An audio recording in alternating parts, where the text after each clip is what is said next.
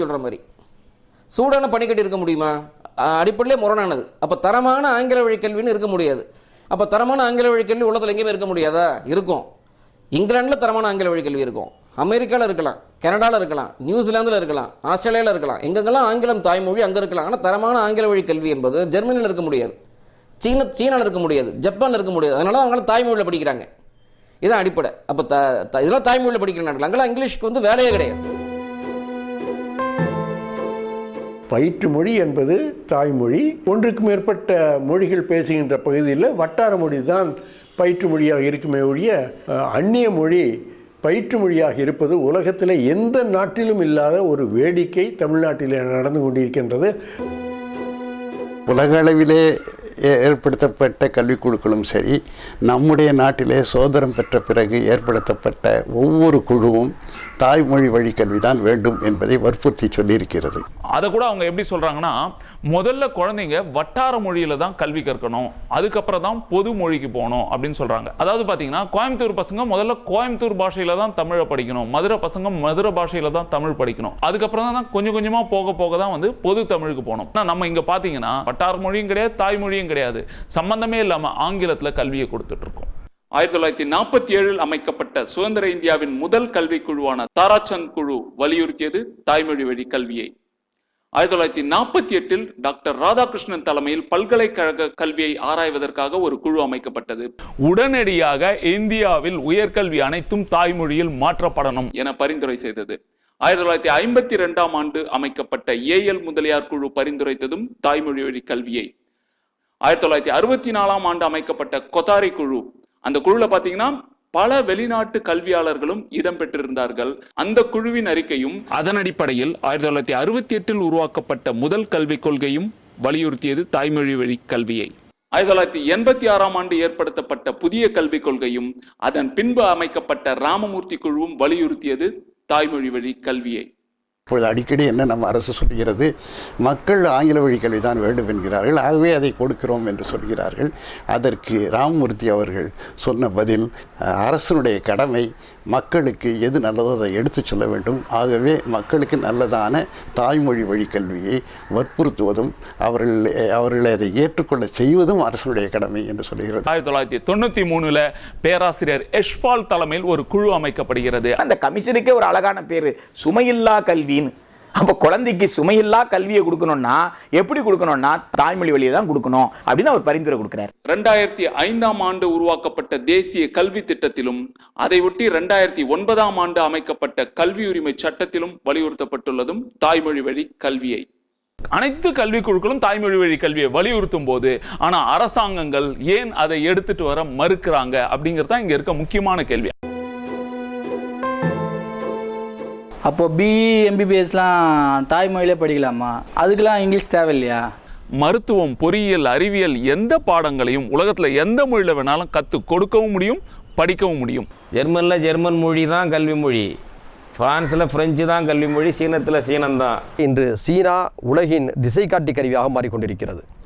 சீனர்கள் செய்யாத தொழில்கள் இல்லை, அவர்கள் உற்பத்தி செய்யாத பொருள்கள் இல்லை என்று சொல்லக்கூடிய அளவுக்கு சீனா வியத்தகு சாதனைகளை கடந்த 20 ஆண்டுகளாக உலக சந்தையிலே படைத்து வருகிறது.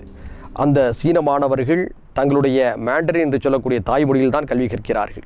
ஜப்பான் 2ஆம் உலகப் போரில் 2 அணு பேரழிவுகளை சந்தித்த நாடு இன்று அறிவியலின் உச்சத்தில், கல்வி முழுக்க தாய்மொழியில். ஒரு டென்மார்க் சின்ன நாடு, நார்வே ஒரு 47 லட்சம் மக்கள் இருக்காங்க, நார்வேஜியன் மொழியில் தான் கல்வி. டென்மார்க்கில் டேனிஷ் மொழியில் தான் கல்வி. தாய்மொழி வழியில் படித்த கியூபா மருத்துவர்கள் தான் உலகத்தில் மிகச்சிறந்த மருத்துவர்களாக இன்னைக்கு பேசப்படுறாங்க. உலகத்தில் எந்த பகுதியில் மருத்துவ உதவி தேவைப்பட்டாலும் முதல்ல போய் நிற்கிறது கியூபா மருத்துவர்கள். ஆப்பிரிக்காவில் மிக மோசமான வறுமைக்கும் கலகத்துக்கும் உள்ளான சோமாலியாவில் சோமாலி மொழியை கல்வி மொழியாக்கி இருக்கிறார்கள், ஆட்சி மொழியாக்கி இருக்கிறார்கள். ஆப்பிரிக்காவில் பழைய காலனி அதெல்லாம். எனவே எந்த நாட்டிலும் வந்து தாய்மொழியை அந்த நாட்டினுடைய தேசிய மொழியை கல்வி மொழியாக்குவது என்பதுதான் நடந்து கொண்டிருக்கிறது. அதற்கு புறம்பாக ஒரு அடிமை சிந்தனை இங்கே இருக்கிறது. மெடிக்கல் இன்ஜினியரிங்லாம் தமிழை கற்றுக்கலான்றீங்களா? 2000 வருஷத்துக்கு முன்னாடியே மருந்து அப்படின்னு ஒரு அதிகாரத்தையே எழுதினான் வள்ளுவன். சித்த வைத்தியம் அப்படிங்கிற ஒரு மருத்துவ முறையை உலகத்துக்கு அளித்த இனம் தமிழ் இனம். மொழி தமிழ் மொழி. ஆனால் மருத்துவம் படிக்க தமிழ் லாக்கிலையும் தமிழை நம்புகிறான். 2000 ஆண்டுகளுக்கு முன்பே கல்லணையை கட்டினான் கரிகாலன் காலத்து பொறியாளன். பொறியியல் படிப்புக்கு தமிழ் முடியுமான்னு இன்னைக்கு தமிழன் கேட்டுக்கிட்டு இருக்கான். சாம்சங் மொபைலே இன்னைக்கு தமிழில் வந்துடுச்சு. தமிழில் கொடுக்கலனா வேலைக்கு ஆகாது அப்படின்னு அவனுக்கு தெரியுது, நமக்கு புரியல. நம் தொப்புள் கொடி உறவுகளான ஈழத்தமிழர்கள் பல ஆண்டுகளாக உயர்கல்வி வரை அனைத்தையும் தங்கள் தாய்மொழியில தான், அதாவது தமிழ் மொழியில தாங்க படிச்சுட்டு இருக்காங்க. ஈழத்துல முடியும் போது தமிழ்நாட்டில் முடியாதா? உலகம் முழுதும் முடியும் போது தமிழ்ல முடியாதா அப்படின்னு கேட்டா முடியும். சொந்தமா எழுத்து கூட இல்லாத மொழிகள்லாம் முடியும் போது செம்மொழியாம் தமிழ்ல மருத்துவம் பொறியியலை கொடுக்க முடியாதா அப்படின்னு கேட்டா கண்டிப்பா முடியும். ஆனா கொடுப்பாங்களா அப்படின்னு கேட்டா மாட்டாங்க. ஏன்னா அதுதான் இங்க இருக்க அரசியல், மொழி அரசியல். இன்ஜினியரிங் மெடிசன்லாம் தமிழில் கொடுக்கணுங்கிறீங்க, அதுதான் தமிழில் புக்ஸ் இல்லையே. பாட புத்தகம் இல்லை, நோட்ஸ் இல்லை, பென்சில் இல்லை, ரப்பர் இல்லை. இதெல்லாம் ஒரு காரணமாங்க நமக்கு. ருஷ்யாவில் லெனின் தலைமையில் புரட்சி ஏற்பட்ட பிறகு ஒரே ஒரு ஜார்ஜிய மாணவன் மருத்துவ கல்வி படிப்பதற்காக அனைத்து மருத்துவ புத்தகங்களையும் ஜார்ஜிய மொழிக்கு மொழிபெயர்க்க சொல்லி உத்தரவிட்டார் லெனின். 150 வருஷத்துக்கு முன்னாடியே தமிழ்ல மருத்துவத்துக்கான புத்தகங்கள்லாம் இருந்திருக்கு. அது உங்களுக்கு தெரியுமா? என்ன சித்த வைத்தியமா? அலோபதிங்க. உங்க பாஷையில் சொன்னா இங்கிலீஷ் மருத்துவம். 1850களிலே ஃபிஷ்கிரின் என்ற பாதிரியார் யாழ்ப்பாண மாணவர்களுக்கு தமிழில் மருத்துவ கல்வி அளித்தார். அதற்காக பல்வேறு மருத்துவ நூல்கள் தமிழில் மொழிபெயர்க்கப்பட்டது. ரண வைத்தியம், பிரசவ வைத்தியம், அங்காதிபாதம் என பல்வேறு நூல்கள் தமிழில் மொழிபெயர்க்கப்பட்டது. அதேபோல் அளவை நூல், நில அளவு போன்ற பல பொறியியல் நூல்கள் 1890களிலே தமிழில் மொழிபெயர்க்கப்பட்டது. தஞ்சை தமிழ் பல்கலைக்கழகம் சார்பில் பல்வேறு மருத்துவ நூல்கள் தமிழில் மொழியாக்கம் செய்யப்பட்டும் ஆனால் பதிப்பிக்கப்படாமல் அரசினால் கிடப்பில் போடப்பட்டுள்ளது. அதேபோல் மருத்துவம், பொறியியல் முதற்கொண்டு நவீன தொழில்நுட்பம் வரை அனைத்திற்குமான கலைச்சொற்கள் தஞ்சை தமிழ் பல்கலைக்கழகம் சார்பிலும் தமிழ் வளர்ச்சி கழகம் சார்பிலும் உருவாக்கப்பட்டு விட்டது. ஈழத்துல இன்னைக்கும் தமிழில் மருத்துவ கல்வி நடக்குதுன்னா புத்தகம் இல்லாமலா? அண்ணா பல்கலைக்கழகத்தில் தமிழில் பிஇ சொல்லி தராங்கன்னா புத்தகம் இல்லாமலா? என்னங்க சும்மா தமிழ் தமிழ் சொல்றீங்க? இன்னைக்கு உலகம் ஃபுல்லா பாருங்க, ஃபுல்லா இங்கிலீஷ் தாங்க. யார் சொன்னது ஆங்கிலம் உலக மொழின்ட்டு? உலக அளவிலே மிக அதிகமான எண்ணிக்கையிலே மக்கள் பேசுகின்ற மொழி சீன மொழி, அதற்கு அடுத்து ஸ்பானிஷ் மொழி, அதற்கு அடுத்து 3வது இடத்தில் தான் ஆங்கிலம் இருக்கிறது. உலகத்துல மொத்தம் எத்தனை நாடு இருக்கு? அதுல எந்தெந்த நாட்டுலாம் ஆங்கிலம் இருக்கு அப்படின்னு சொல்லுங்க பார்ப்போம். மொத்தம் 7 கண்டம் இருக்கா? ஒவ்வொன்றா பார்ப்போம். ஐரோப்பா கண்டத்தில் மொத்தம் 50 நாடுகள். இங்கிலாந்து தவிர எங்கும் ஆங்கிலம் இல்லை. ஜெர்மன்ல ஜெர்மன் மொழி, இத்தாலியில இத்தாலி மொழி, பிரான்ஸ்ல போய் ஆங்கிலத்துல பெயர் பலகை வச்சா உதைக்க வருவாங்க. அப்போ ஐரோப்பாவில் பிரிட்டனில் மட்டும் ஆங்கிலம். அடுத்து பார்த்தீங்கன்னா வட அமெரிக்காவில் அமெரிக்க ஐக்கிய நாடுகளில் உங்களுக்கு ஆங்கிலம். பக்கத்தில் இருக்க கனடாவில் பாதிக்கு மேலே பிரெஞ்சு மற்ற மொழிகள்லாம் இருக்கு. அடுத்து தென் அமெரிக்க கண்டம். தென் அமெரிக்காவில் ஸ்பானிஷ், இட்டாலியன் மற்றும் பிற மொழிகள். இந்த பக்கம் வாங்க, ஆப்பிரிக்கா கண்டம். ஆப்பிரிக்கா கண்டத்தில் பெரும்பாலும் ஆப்பிரிக்க மொழிகள் தான். அடுத்து ஆஸ்திரேலியா கண்டம், அங்கே முழுவதும் ஆங்கிலம். அடுத்து ஆசியாவில் பார்த்தீங்கன்னா அதிக மக்கள் தொகை கொண்ட நாடு சீனாவில் சீன மொழி, உங்களுக்கு ருஷ்யாவில் ருஷ்ய மொழி. இந்தியா பாதிக்கு மேலே மக்களுக்கு கல்வியே கிடையாது, இதில் எங்கேருந்து ஆங்கிலம். அடுத்து அண்டார்டிக் கண்டம், பென்குவினுக்கும் சீலுக்கும் ஆங்கிலம் தெரியாது. இப்போ சொல்லுங்க, ஆங்கிலம் உலக மொழியா இல்லையா அப்படின்ட்டு. இன்றைக்கு கூட கிரேட் பிரிட்டன் என்று சொல்லப்படுகின்ற பிரிட்டனில் 3 மாகாணங்களிலே அவர்கள் ஆங்கிலத்தை வெறுக்கிறார்கள், வேண்டாம் என்று சொல்கிறார்கள். ஸ்காட்லாந்து மாகாணத்தில் ஸ்காட்டிஷ் மொழி, அயர்லாந்தில் ஐரிஷ் மொழி, வேல்ஸில் வேல்ஸ் மொழி. அவன் நாட்டிலே முழுசா ஆங்கிலம் இல்லை, நம்ம உலகம் ஃபுல்லான்னு பேசிக்கிட்டு இருக்கோம். அப்போ உலக மக்கள்லாம் எப்படி தொடர்பு கொள்றாங்க? இப்போ நம்ம மோடி சைனா பிரதமரை சந்திக்க போகிறாரு. மோடிக்கு சீனம் தெரியுமா? தெரியாது. சீன பிரதமருக்கு இங்கிலீஷும் தெரியாது, ஹிந்தியும் தெரியாது, குஜராத்தும் தெரியாது. எந்த சங்கடம் இல்லாமல் நடுப்புற 2 பொண்ணு உட்காந்துருப்போம். டக்குன்னு இதை மொழிபெயர்த்து இவர் சொல்கிறத அவருக்கு சொல்லும், அவர் சொல்கிறத இவருக்கு சொல்லும். இவ்வளவு தானே. ஐநா சபையில் கூட்டம் நடக்குது. எல்லா நாட்டு தலைவர்களும் உட்கார்றாங்க. ஏன்னா எல்லாரும் இங்கிலீஷில் பேசிகிட்டு இருக்காங்க, எல்லாரும் அவங்க மொழியில் தானே பேசுகிறாங்க. எல்லா நாட்டு தலைவர்களுக்கும் புரிந்து கொள்வதற்கான மொழிபெயர்ப்பு பணி என்பது ஐநா மன்றத்தில் இருக்குது. வெளிநாட்டு சுற்றுலா பயணி மகாபலிபுரத்துக்கு வராங்க. ஏன்னா இங்கிலீஷ் பேசிக்கிட்ட வராங்க. ஜெர்மன்லேருந்து ஒருத்தர் வராருன்னா அவருக்கு ஜெர்மன் மொழி தெரிஞ்ச கைடு கூட வருவாங்க. மொழிபெயர்ப்பாளர்களையும் மொழிபெயர்ப்பு கருவிகளையும் கொண்டதாக உலகம் மாறிக்கிட்டு இருக்கு என்பதை நாம் புரிந்து கொள்ளலாம். மற்ற ஸ்டேட்டுக்கெலாம் போனால் என்ன பண்ணுறதுங்க? நேபாளத்திலிருந்து வரும் கூர்காக்களும் பீகார் சத்தீஸ்கர்லேருந்து வந்து சென்னையில் கட்டட வேலை செய்கிறவங்களும் தமிழ் டியூஷன் படிச்சுட்டா வராங்க. எனக்கு தெரிஞ்ச ஒரு பையன் வீட்டில் கோச்சின்னு பம்பாய் போயிட்டான். 6 மாதம் பொறுத்து வரான், ஹிந்தி பேசுங்கிறான் சரளமாக. இதுக்கு எப்படி ஹிந்தி தெரியும்? எனக்கு யார் கற்றுக் கொடுத்தது?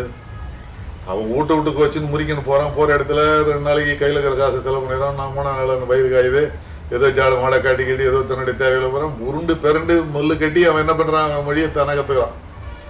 எவனாவது கோச்சுக்கு போகிறவன், சார் இந்த மாதிரி நான் வந்து கோச்சிங் மும்பைக்கு போகலான்னு இருக்கிறேன், அங்கே போனால் எல்லாம் ஹிந்தி பேசுவாங்க, எனக்கு ஹிந்தி தெரியாது, ஒரு 6 மாதம் கிட்ட ஹிந்தி கற்றுன்னு அப்புறம் நான் கோச்சிங் போகிறேன் அப்படின்னு எவனாவது அந்த மாதிரி முன்கூட்டியே தயாரிப்பு பண்ணி போயிடுறது எங்கேயுமே கிடையாது.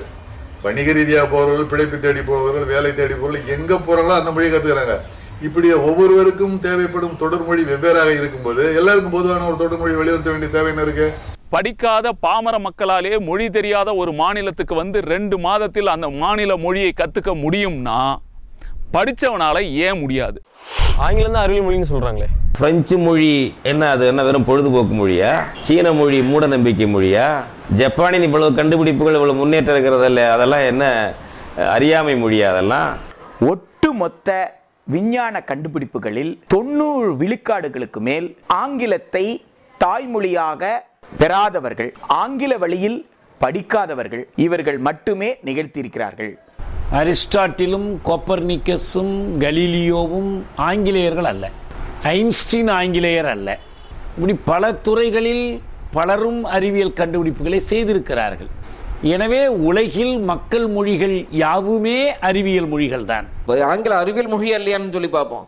அதுக்கு மேலே இங்கிலீஷ் வந்து ஒரு பைபிள் மொழியாக கூட இல்லை. எந்த அளவுக்குன்னா, எவனாவது வந்து இங்கிலீஷில் பைபிளை படிக்க முற்பட்டானா அவனை கம்பத்தில் கட்டி வச்சு எரிச்சான். இங்கிலாண்டில் இங்கிலீஷ் இன்னைக்கு நீச பாஷை. அதுக்காக வந்து இங்கே இந்திய எதிர்ப்பு போகிற மாதிரி மிகப்பெரிய லத்தீன் எதிர்ப்பு போர் நடந்துச்சு. லத்தீனில் தான் பைபிளை படிக்கணும். ஒவ்வொரு விசைக்கும் அதற்கு சமமானதும் எதிரானதுமான ஒரு விசை உண்டு. நியூட்டனுடைய விதி இல்லையா? நியூட்டனுடைய தாய்மொழி என்ன? ஆங்கிலம். இந்த விதியை நியூட்டனே ஆங்கிலத்தில் எழுதலை அப்படிங்கிறத உண்மை. ஏன்னா அன்றைக்கி ஆங்கிலத்தில் எழுதுறது பெரிய தப்பு. அவர் லத்தீனில் இந்த விதிகளை அவர் பதிவு பண்ணுறாரு. நியூட்டன் சாவர வரைக்கும் அந்த விதிகளை அவரே இங்கிலீஷில் படிக்கல. நீங்கள் நம்மளுக்கு வந்து படிச்சுட்டு இருக்கு. இங்கிலாந்து மட்டும் இல்லை, ஐரோப்பா முழுக்கவே லத்தீனில் தான் அறிவியல் இருக்கணும். ஜெர்மனி, ஃப்ரான்ஸு, இத்தாலி எல்லா நாடுகள்லையுமே லத்தீன் தான் அறிவியல் மொழி, சமய மொழி எல்லாமே. தமிழ் மக்கள் எப்படி இங்கிலீஷை தேவ பாஷையா மிகப்பெரிய இவங்களை காக்க வந்த பெரிய தேவ மொழியை நினச்சிட்டு இருக்காங்களோ, அது மாதிரி இங்கிலீஷ் நினச்சிருந்துச்சுன்னா இங்கிலீஷ் இங்கே வந்திருக்குமா? இங்கிலீஷ் இது கொடுத்த விலை மிக அதிகம். அவங்கெல்லாம் வந்து மிகப்பெரிய போராட்டங்கள் நடத்தி திருச்சபைக்கு எதிராக போராடி சில நூற்றாண்டுகளுக்கு முன்னாடி தான் ஆங்கிலத்தை வந்து பைபிளில் படிக்கக்கூடிய உரிமையே அவங்க பெற்றாங்க.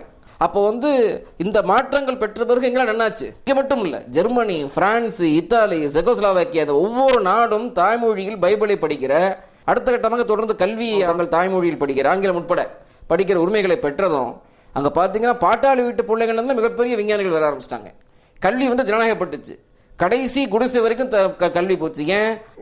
ஒரு அயல்மொழியில் படிக்கலாங்கும் போது ஒரு சின்ன கூட்டம் தான் அதை அனுபவிக்க முடியும். தாய்மொழியில் படிக்கலாம், நீங்கள் அறிவியல் கதவை திறந்து விட்டீங்கன்னா போதும், குடிசைகளுக்கு சாதாரண ஜனங்களுக்கு எல்லாமே போயிடும். உண்மையிலேயே தாய்மொழி கல்விங்கிறது அடுத்தட்டு மக்களுக்கான கோரிக்கை. அடுத்தட்டு மக்களையும் பெரிய அறிவியல் சிம்மாசன போய் வைக்கிறதுக்கான கோரிக்கை. ஏன்னா தமிழ் எல்லாருக்கும் தமிழில் படிக்கலாம்னு ஆக்கியாச்சுன்னா உண்மையான சமச்சீர் கல்வி அதான். இவனுக்கு என்ன கல்வி, இவனுக்கு என்ன கல்விங்கிறது ஒரு ஏற்றத்தாழ்வான கல்வி முறை. அப்போ இந்த அடிப்படையை வந்து இப்போ சில நூற்றாண்டுக்கு முன்னாடி வந்து இங்கிலாந்து அடித்து தெளிவில் என்னாச்சு? எல்லாமே ஒவ்வொரு நாடும் பெரிய பெரிய அறிவியல் கண்டுபிடிச்சு அறிவியல் செம்மாந்து நின்றுச்சு. அப்போது தாய்மொழி கல்வி தான் அங்கே வந்து அறிவு சுடரை மிகப்பெரிய ஒரு மறுமலர்ச்சி காலம்ங்கிறாங்க இல்லையா? அந்த ஒரு ரெனசன்ஸ் பீரியடுக்கு காரணமே தாய்மொழி கல்விக்கான புரட்சி தான். ஏன்னா இங்கிலீஷ் ஒரு காலத்தில் அறிவியல் மொழி இல்லைங்கிறத மக்கள் புரிஞ்சுக்கணும். ஒரு மத மொழியாக கூட இல்லை அப்படிங்கிறத புரிஞ்சுக்கணும். கம்ப்யூட்டர்லாம் இப்போ ஃபுல்லாக இங்கிலீஷில் தாங்க இருக்குது. வீட்டுக்கு பச்சை கலர் பெயிண்ட் அடிச்சுட்டு பார்த்தீங்களா வீடுனா அது பச்சை கலரில் தான் இருக்கும் அப்படின்னா எப்படிங்க? கம்ப்யூட்டரில் செட்டிங்கில் இவங்க இங்கிலீஷை வச்சுட்டு கம்ப்யூட்டர் பாரு ஃபுல்லாக இங்கிலீஷில் தான் இருக்குது அப்படின்னா என்ன அர்த்தம்? வீட்டுக்கு எந்த கலர் வேணுமோ அந்த கலர் அடிங்க. கம்ப்யூட்டரில் எந்த மொழி வேணுமோ செட்டிங்கில் போய் அந்த மொழியை வைங்க. அதே போல் இன்டர்நெட் முழுக்க ஆங்கிலம் அப்படின்னா செட்டிங்கை மாற்றுங்க. செட்டிங்கை மாற்றுறதை விட்டுட்டு அனைத்தும் ஆங்கிலம் என்பது நம்மோட அறியாமை. நம்ம கம்ப்யூட்டரை அந்த அளவுக்கு தான் தெரிஞ்சு வச்சுட்ருக்கோம். எல்லாத்தையும் தமிழ் மாற்றிட்டா அப்புறம் வெளிநாட்டு கம்பெனிக்காரன் எப்படி இங்கே வருவான்? இங்கிலீஷ் தெரியாமலாம் ஐடி கம்பெனிக்குள்ளே போக முடியுமா? வேலை கிடைக்கலன்னா எப்படி கிடைக்கும்? அதைத்தான் நாங்களும் கேட்குறோம். தமிழ்நாட்டில் தமிழில் ஏன் வேலை வாய்ப்புகள் கிடைக்கல? அதை சொல்லுங்கள். ஒரு ஐடி கம்பெனியோட ஜெர்மன் கிளையில் அங்கே ஜெர்மன் மொழியில் தான் எல்லாமே நடக்குது. இன்டர்வியூ ஜெர்மன் மொழியில் நடத்தப்படுது, வேலை வாய்ப்புகள் ஜெர்மன் மொழியில், கூட பணிபுரியறவங்க கிட்ட ஜெர்மன் மொழியில் பேசுகிறான், கணினி முழுக்க ஜெர்மன் மொழியில் இருக்குது, கோடிங் மட்டும் C++லையோ ஜாவாலையோ எழுதிக்கிட்டு இருக்கான். அதே ஐடி கம்பெனியோட ஜப்பான் கிளையில் அனைத்தும் ஜப்பான் மொழியில், உங்களுக்கு பக்கத்தில் இருக்கவங்க கிட்ட ஜப்பான் மொழியில் தான் பேசுகிறான், இன்டர்வியூ ஜப்பான் மொழியில் தான் நடக்குது, அனைத்தும் ஜப்பான் மொழியில். அதே கம்பெனியோட பிரான்ஸில் இருக்கிற கிளையில் பார்த்தீங்கன்னா அனைத்தும் பிரெஞ்சில், அதே கம்பெனியோட தமிழ்நாட்டு கிளையில் அனைத்தும் ஆங்கிலத்தில்னா குறை எங்க, என்ன தவறு அப்படின்னு யோசிங்க. இதெல்லாம் இங்கிலீஷில் இருந்தால் தான் கம்பெனி வருவான்னா சீனாவுக்கு எப்படி கம்பெனி போகிறான்? இன்னைக்கு அத்தனை ஐடி கம்பெனிகளும் சீனாவை நோக்கி ஓடுறான். SEZ சீனாவில் ஆரம்பிக்கிறதுக்காக அமெரிக்கா கம்பெனிலாம் சீனாவை நோக்கி படையெடுக்கிறானே, எனக்கு வாய்ப்பு கொடுன்ட்டு. அங்கே அனைத்தும் சீன மொழியில் தானே இருக்குது, இங்கிலீஷில் கொடுக்கலனா வரமாட்டான். இன்னைக்கு உதச்சி திறந்துக்கிட்டு வரான். அவனுக்கு தேவை பிஸ்னஸ், சொற்ப கூலிக்கு ஆட்கள், அவ்வளோதான். அது அனைத்தும் இங்கே கிடைக்குதுன்னா எந்த மொழியில் வேணாலும் கொடுப்பான். சரி, ஆங்கிலம் கம்பெனியை தான் விட்டுருங்க, கொரிய கம்பெனி இருக்குது, கொரியாவில் அனைத்தும் கொரிய மொழியில். அப்போ ஹுண்டாய் கம்பெனி வரும்போது இங்கே கொரிய மொழியில் தானே வேலை வாய்ப்பு கொடுத்துருக்கணும். இங்கே ஏன் ஆங்கிலத்தில் கொடுக்குறான்? அவனுக்கும் ஆங்கிலம் தெரியாது, நமக்கும் ஆங்கிலம் தெரியாது.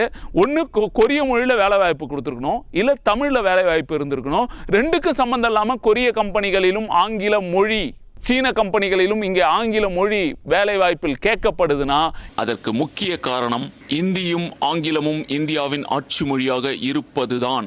தமிழ்நாட்டில் தமிழ் ஆட்சி மொழியாக இல்லை. அப்படி இருந்திருக்குமானால் இங்கும் ஐடி நிறுவனங்கள் உட்பட அனைத்தும் தமிழில்தான் நடந்திருக்கும். உலகிலேயே மிகச்சிறந்த மகிழுந்து நிறுவனங்களாக இருக்கக்கூடிய மெர்சிடிஸ் பென்ஸ், BMW போன்ற கார் தயாரிப்பு நிறுவனங்கள் தங்களுடைய நாட்டில் ஜெர்மனி மொழி படித்தவர்களுக்குத்தான் முதன்மை வாய்ப்புகளை வழங்கியுள்ளன. அந்த நிறுவனங்களுக்கு சென்று பார்த்தால் CEO போன்ற தலைமை செயல் அதிகாரிகளுக்கு ஆங்கிலம் தெரியாது. ரஷ்யா இன்று மிகச்சிறந்த போர் விமானங்களையும் போர்க்கப்பல்களையும் கட்டுமானம் செய்து கொண்டிருக்கிறது. அதனுடைய பொறியாளர்களை சென்று நீங்கள் சந்தித்து உரையாடி அப்படின்னு எடுத்துக்கிட்டிங்கன்னா சமஸ்கிருதம் ஒரு கட்டாய பாடம். சமஸ்கிருதம் தெரிஞ்சவன் மட்டும்தான் MBBSக்குள்ள நுழையணும், மற்றவன்லாம் இதுக்குள்ள நுழைய முடியாது என்கிற ஒரு ஃபில்டர். அதுக்கப்புறம் என்ன வர்றான், உயர்கல்விக்கு போகிறது அப்படின்னு சொன்னால் ஆங்கிலம் நல்லா தெரிஞ்சவன் தான் வர முடியும்ன்றான். அதை கழிக்க முடிஞ்சதையும் பார்த்தான். அதையும் மீறி ஒரு கூட்டம் இடஒதுக்கீட்டை பயன்படுத்தி உள்ளே வருது. ஓ இப்படி வாரியா, நுழைவுத் தேர்வு வைப்போம்ன்றான். நுழைவுத் தேர்வு தமிழில் வைக்கிறானா, ஆங்கிலத்தில் தான் நுழைவுத் தேர்வுன்றான். நுழைவுத் தேர்வின் மூலமாக எவ்வளோ பேரை வடிகட்ட முடியுமோ அவ்வளோ பேரை வடிகட்டுறது. இந்த வடிகட்டுற முறை என்பது அன்னையிலேருந்து இன்றைக்கி வர பார்த்தீங்கன்னு சொன்னால் இருக்குது. கல்வித்துறையிலையும் சரி, பணி வாய்ப்பு துறையிலையும் சரி, தொழில் நிறுவனங்களும் சரி, மேட்டுக்குடி மக்கள் தங்களுடைய ஆதிக்கத்தை விடாமல், தங்களுக்கு போட்டியாக அடித்தட்டு மக்கள் வந்து விடாமல் தொடர்ந்து தக்க வைத்துக் கொள்வதற்கு இந்த ஆங்கில வழி கல்வி ஒரு அவசிய தேவையாக இருக்குது அவங்களுக்கு. அனைத்தும் ஆங்கிலத்தில் இருப்பதற்கான முக்கிய காரணம் இந்த அரசியல். மனிதர்களை ஏற்றத்தாழ்வை கற்பிக்கணும்னா ஆளும் வரைக்கும் கல்வி மேலே தான் கை வைக்கும். நேரடி தாக்கம் கல்வி மேலே தான். கல்வியை நீங்கள் ஏற்றத்தாழ்வு கற்பிச்சிட்டிங்கன்னா வேறு எதையுமே செய்ய வேண்டாம். இங்கே வர்ணாசிரம தர்மம் அதான் கற்பிச்சு.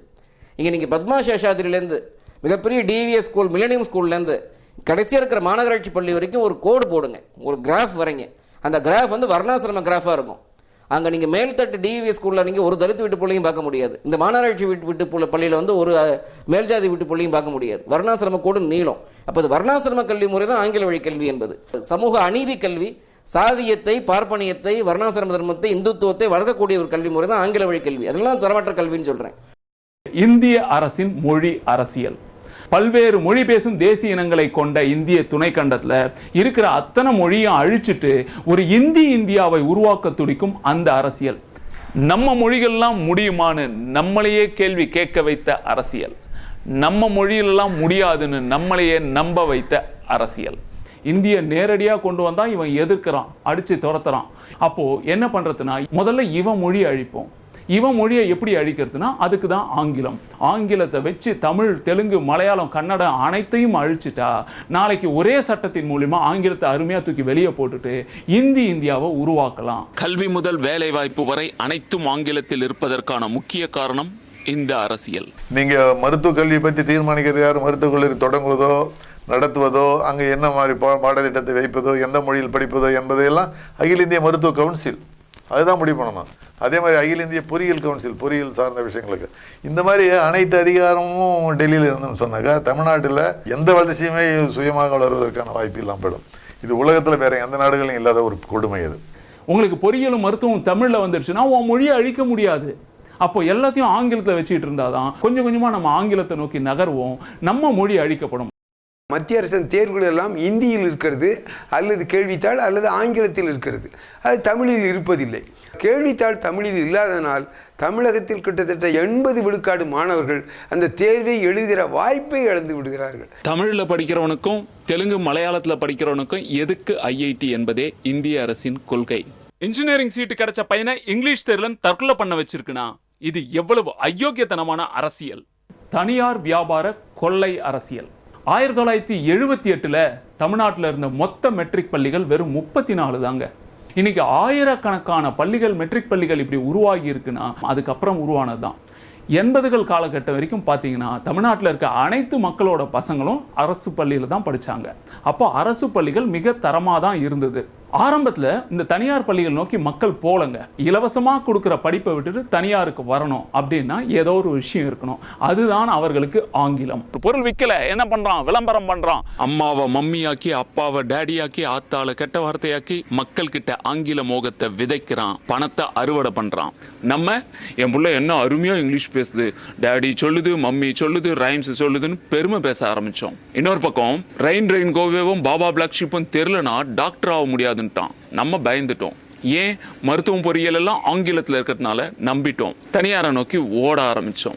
என்னங்க பாபா பிளாக் ஷிப், ரெயின் கோவே, ஆட்டுக்குட்டியை வான்னு சொல்லணும், மழையை போன்னு சொல்லணும். தமிழில் சொன்னா ஆவாதா? தனியாருக்கு மக்கள் போகணும்னா அரசு பள்ளியின் தரம் குறையணும். திட்டமிட்டே குறைக்கப்பட்டது தான் அரசு பள்ளிகளின் தரம். இந்த மெட்ரிகுலேஷன் பள்ளிகளெல்லாம் மாணவர்களை பிடிப்பதற்காக பேருந்துகள் வைத்து கொண்டார்கள். மதுரையில் ஒரு பள்ளி மிக பெருமையாக சொன்னார்கள், பரமக்குடியிலிருந்து எங்கள் பள்ளிக்கூடத்திற்கு மாணவர்களை அழைத்து வருவதற்கே 8 பேருந்துகள் இயக்குகின்றோம் என்று சொன்னார்கள். அவ்வாறு என்றால் என்ன அர்த்தம்? 12 அரசு பள்ளிகளை கடந்து இங்கே படிக்கின்றார்கள் என்றால் அந்த 12 அரசு பள்ளிகளும் தரமற்றவையாக ஆக்க வேண்டிய பொறுப்பு யாருடையது? அரசுடையதாக போய்விட்டது.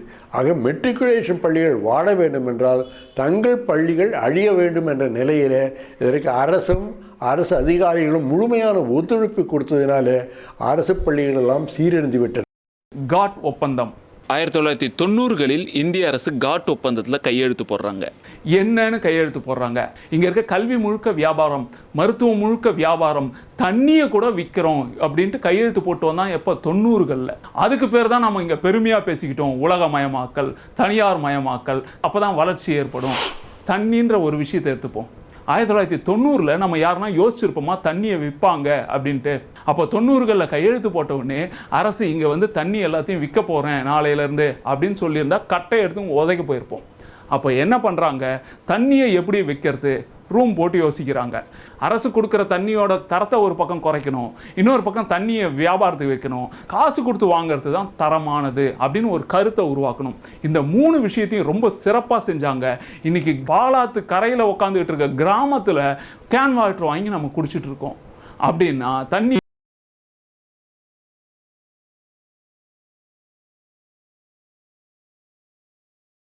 வந்திருக்கான். PPP, public private partnership.